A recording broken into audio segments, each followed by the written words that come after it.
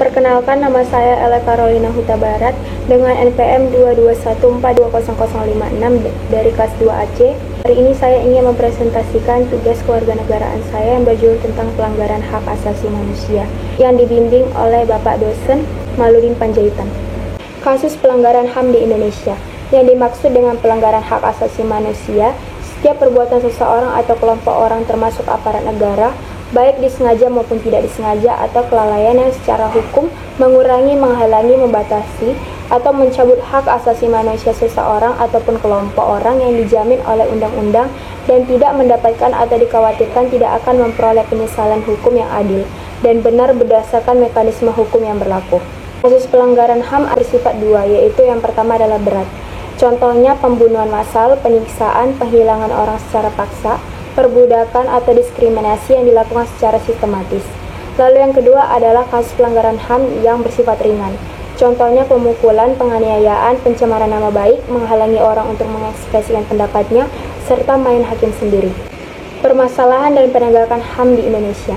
Sejalan dengan amanat konstitusi, Indonesia berpandangan bahwa pemajuan dan perlindungan HAM harus didasarkan pada prinsip bahwa hak-hak sipil, politik, ekonomi, sosial budaya, dan hak pembangunan merupakan satu kesatuan yang tidak dapat dipisahkan, baik dalam penerapan, pemantauan, maupun dalam pelaksanaannya. Lalu ada beberapa contoh kasus pelanggaran HAM di lingkungan keluarga. Yang pertama, orang tua memaksakan keinginannya kepada anaknya. Orang tua menyiksa atau menganiaya, membunuh anaknya sendiri. Anak melawan, menganiaya, membunuh saudaranya atau orang tuanya.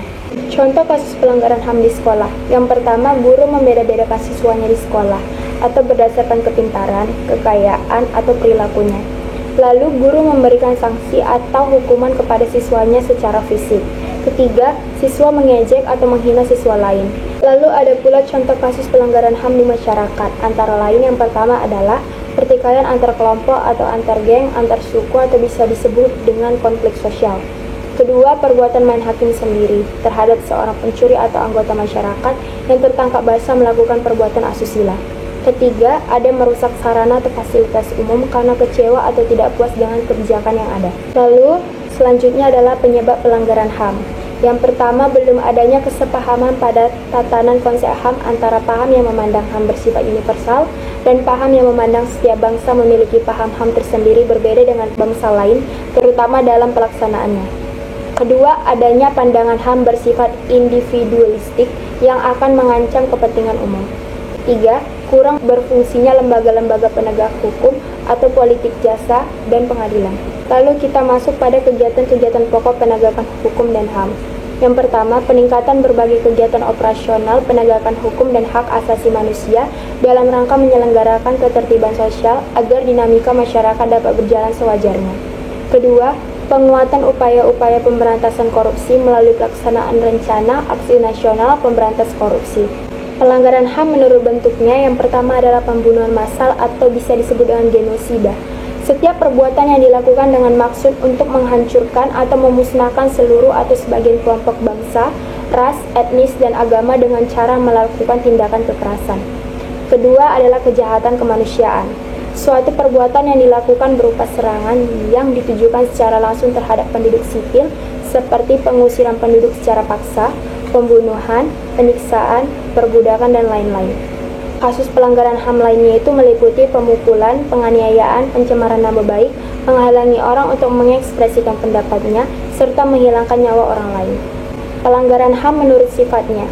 Pelanggaran HAM itu memiliki dua sifat. Yang pertama adalah pelanggaran HAM yang berat dan pelanggaran HAM yang ringan sesuai dengan apa yang saya jelaskan di pertama tadi. Berikutnya kita masuk kepada upaya penegakan HAM. Yang pertama, melakukan pendidikan dan penyuluhan tentang HAM. Kedua, melakukan pemantauan dan penyelidikan terhadap pelanggaran HAM. Ketiga, melakukan pengkajian dan penelitian tentang HAM.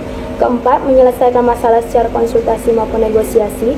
Kelima, menyampaikan rekomendasi ada suatu kasus pelanggaran hak asasi manusia kepada pemerintah. Keenam, memberikan kebebasan setiap masyarakat sesuai hak dan kewajibannya. 7. Menjunjung tinggi keadilan setiap warga negara dengan tidak membeda-bedakan satu dengan yang lainnya. Ke-8, memberikan hukuman kepada yang melanggar tidak pada orang kaya maupun orang miskin. Baik, demikian presentasi yang sudah saya siapkan dan saya jelaskan. Saya Ella Carolina Huta Barat mengucapkan terima kasih.